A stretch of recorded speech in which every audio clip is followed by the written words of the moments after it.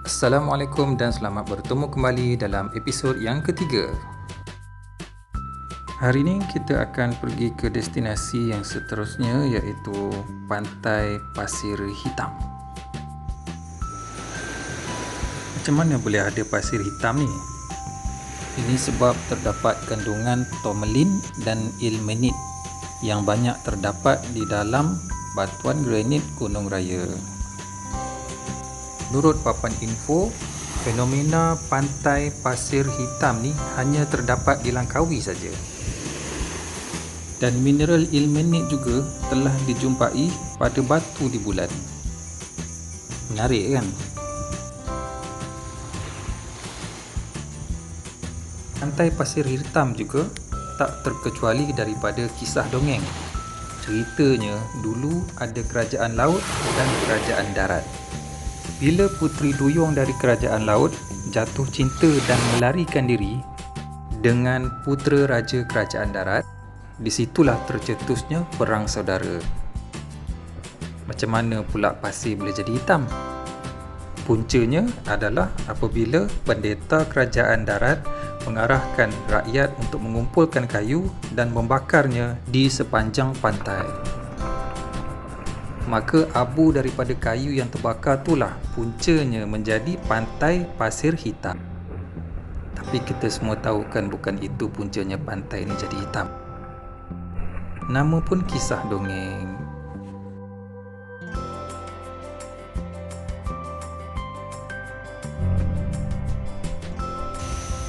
Sekali pandang nampak macam pantai di Thailand. Tapi inilah Langkawi, Malaysia.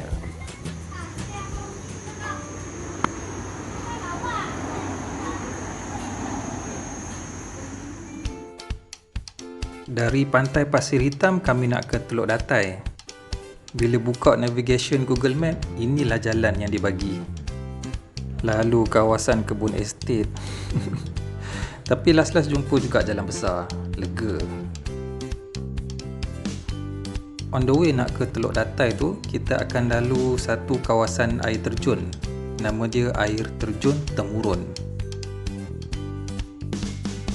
Dan air terjun Temurun ni adalah air terjun yang paling tinggi sekali di Pulau Langkawi. Tapi bila sampai ke kawasan air terjun, kami kecewa sikit lah sebab air tak ada. Musim kemarau pun Hanya ada batu-batuan dan sikit je air yang mengalir. Seumur hidup saya, inilah first time saya tengok air terjun yang paling tinggi macam ni. Ketinggiannya mencecah hampir 200 meter. Tapi untuk ke kolam Takungan belah sana, jalan dia agak mencabar sikit. Dan yang paling menakutkan adalah ada banyak monyet liar kat situ. Nampak jalan. Jadi patah balik. Yang kali. Isteri saya patah balik, tak sanggup nak pergi. Tapi saya beranikan diri juga sebab saya fikir asalkan saya tak bawa beg plastik berisi makanan, saya okey. Tapi sayangnya kawasan ni macam tak terjaga sangat.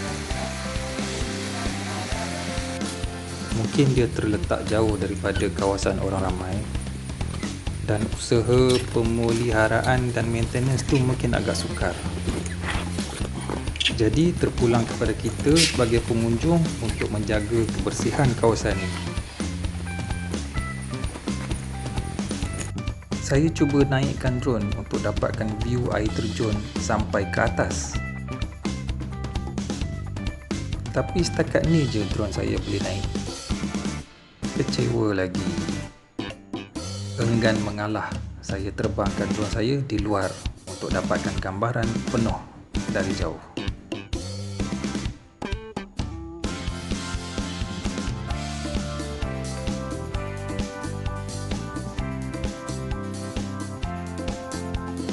Misi ke Teluk Datai diteruskan. Sebelum datang ke Langkawi, saya perasan dalam Google Map ada satu kawasan yang bentuk geografi dia agak menarik. Jadi saya teringin nak ke sana untuk tengok apa benda sebenarnya tempat ni. Bila saya sampai tempat yang dituju, Apa yang saya harapkan adalah berbeza. Rupanya kawasan ni adalah padang golf. Ingatkan taman semula jadi, rupanya taman ciptaan manusia. Jadi celah mananya Teluk Datai? Tak syak lagi Teluk Datai sebenarnya telah dibeli. Masa on the way ke sini kami perasan ada satu jalan lama. Dan jalan lama tu dia menuju ke tepi pantai.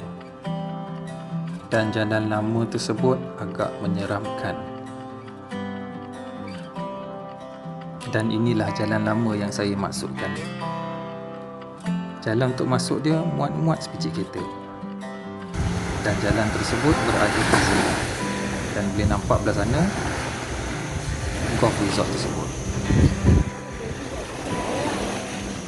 Jadi kalau tuan-tuan berhasrat nak ke Datai Bay, lupakanlah.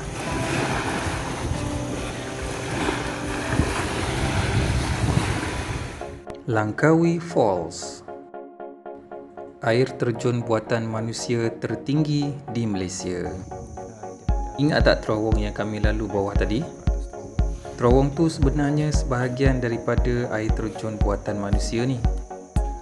Tapi mana pergi air terjun tu tak tahulah. Oh, ni boleh naik atas ni. Ini bukan batu sebenar. Bunyi pun dah lain. Oh, ni bagi atas.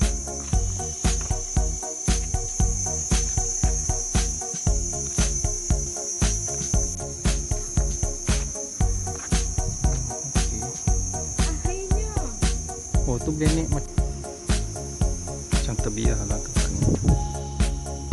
Nampak macam terbiar, tapi sebenarnya tempat ni terjaga. On the way nak balik tu, kami singgah ke Pantai Pasir Tengkorak. Dalam banyak-banyak pantai yang kami pergi, inilah pantai yang kami tengok penuh dengan orang.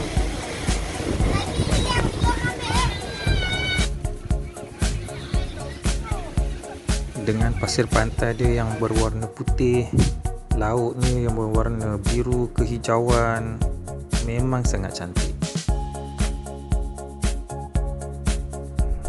Kami tak sempat nak explore pantai ni dengan lebih jauh disebabkan kesuntukan masa. Rasa macam rugi juga tak jalan sampai hujung sebab pantai ni dia unik sikit.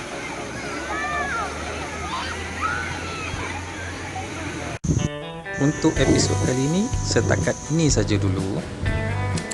Jumpa lagi dalam episod yang akan datang. Bye bye.